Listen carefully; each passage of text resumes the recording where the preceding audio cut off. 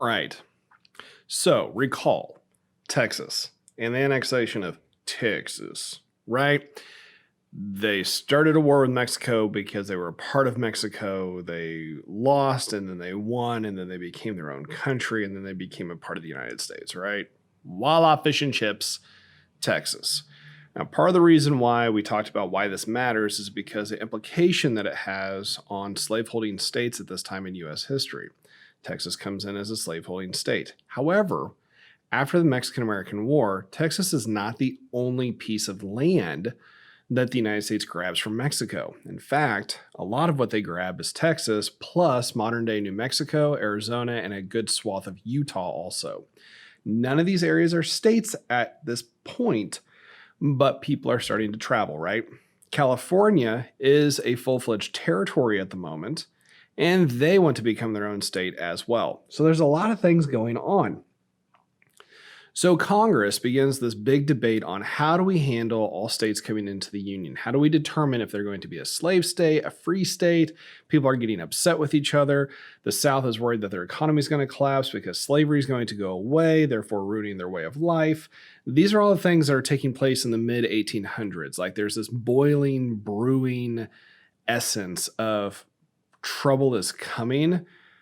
Who's going to fire the first shot, right? So Congress, in an attempt to solve this, and by solve I mean place a Band-Aid on a gunshot wound to be metaphor here, they come up with what's called the Compromise of 1850. Now there's four big things this compromise does. This is a piece of legislation, or in other words like a law, that goes into effect.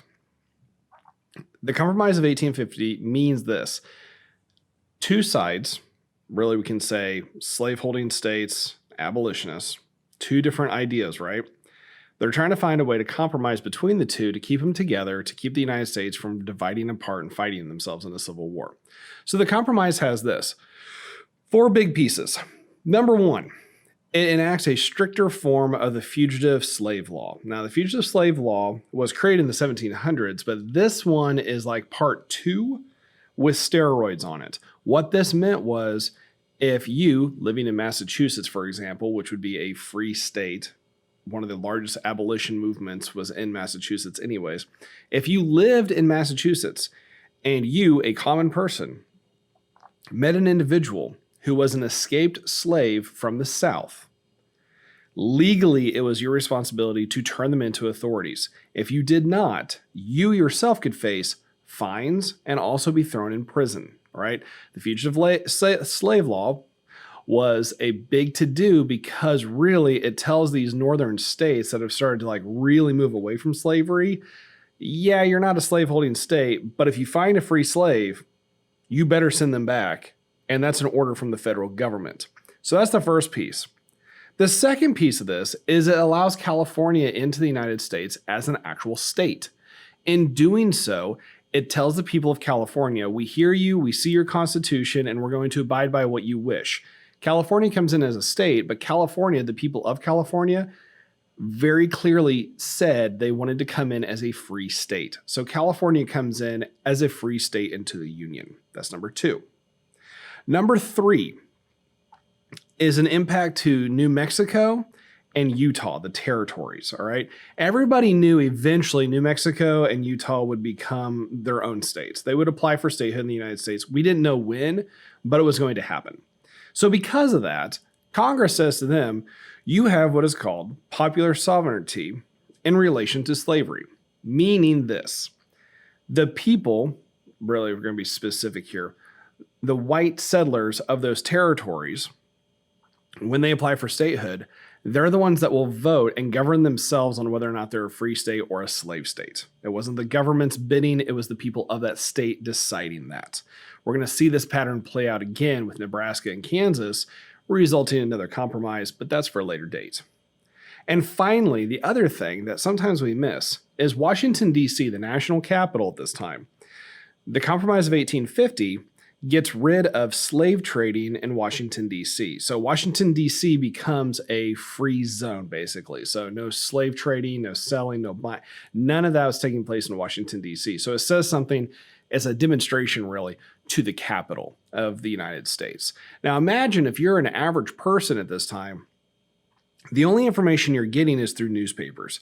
So you're waiting frequently for information to come up about what is Congress doing? Are we going to go to war? Are we going to fight ourselves? What are we doing about slavery? Can people be free? There's so many different pieces going on all at once that the newspapers, all of a sudden, the media, really just newspapers, are so essential because they're the ones spreading the information. So, quick recap. Compromise of 1850. This is after Texas does its thing and becomes a state. Compromise of 1850 sets a stricter fugitive slave law, that's the name of it, allows California into the United States as a free state, gives New Mexico and Utah, the citizens of those two areas, the choice on whether they're going to be a free area or a slave area, and also it bans slave trading in Washington, D.C. Now, of course, the question is this.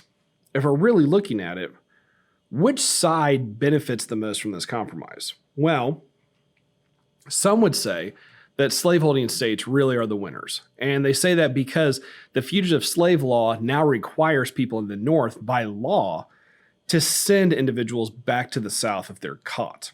So you could argue that's the South.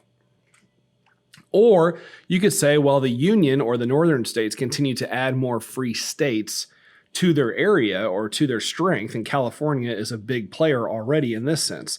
So they really went out.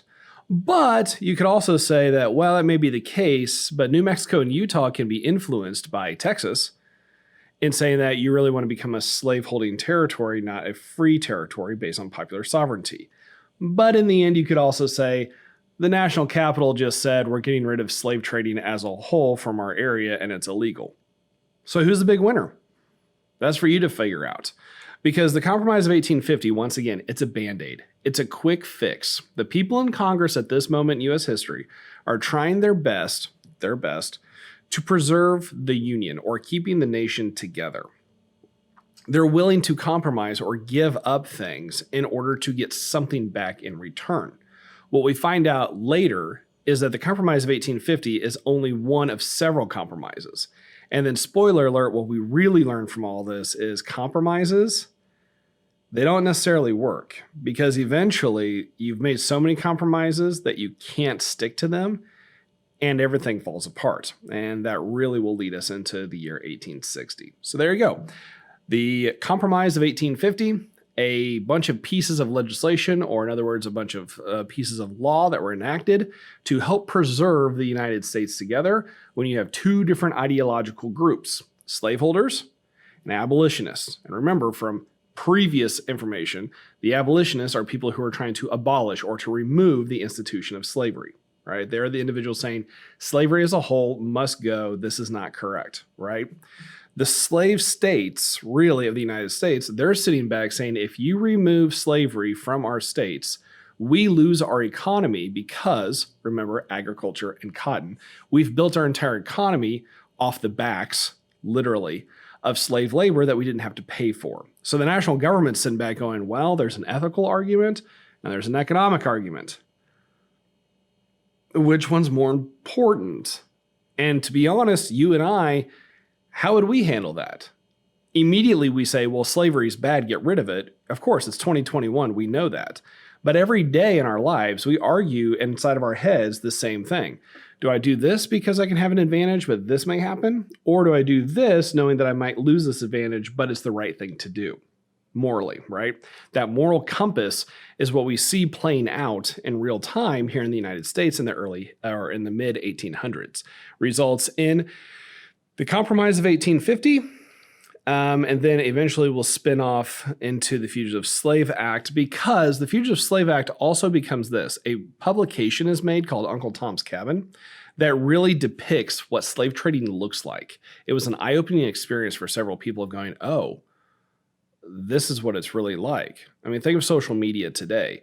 We see people saying things and doing things across the world, but it doesn't really resonate with us. Like if there was a war-torn country in Europe, for example, we in the United States could be seeing it via social media. You're like, oh, wow, that's really bad, tough. But that's a completely different sensation than actually being there in Europe, dealing with whatever battles are taking place, right?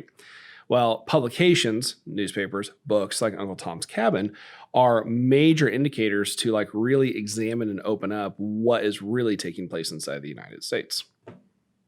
So there you go. Compromise of 1850. Check. Add it to the recipe list.